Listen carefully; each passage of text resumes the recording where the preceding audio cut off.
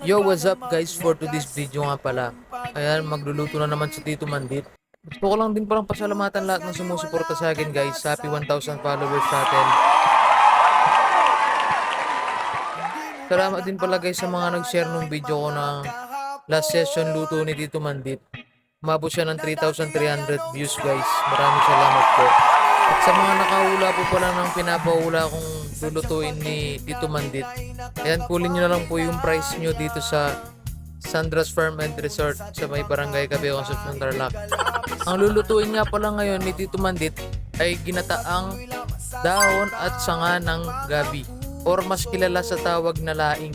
Pag-i-comment nyo nga rin pala guys kung anong tawag niyan sa inyo. At sa mga nakakain na rin po pala nitong pagkain na to guys, paki-react naman po yung video natin. Salamat. Dito nga guys, sinimulan ng inarbis ni Tito Mandit ang kanilang tanim na gabi.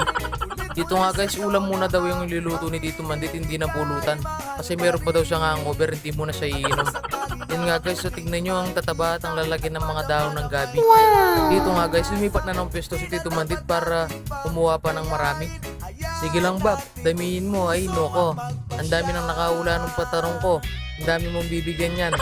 At dito nga guys, dali-dali nang dinala ni Tito Mandit yung mga nakuha niyang gabi sa kubo. Partida, wala pang tsinelas yan. Wala mang init-init, wala mang tinik-tinik, wala mang aya-aya sa kanya. At dito nga guys, sinimulan ng iwain ni Tito Mandit yung mga nakuha niyang gabi sa maliliit. Wala na bang ganapang dating pagsuyo?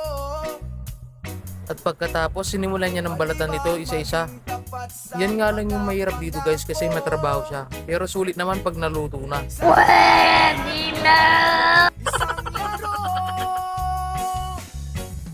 sadyang pag-ibig natin. Pagkatapos ng balatan guys, binilad niya na dito sa araw.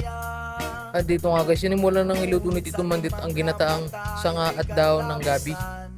Lamang patuloy lang masasaktan ng mga puso.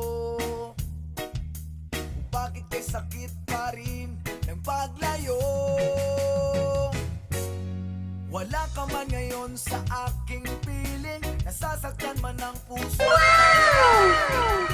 At dito nga guys, tapos nang maluto ang laing. Tara, kain na na.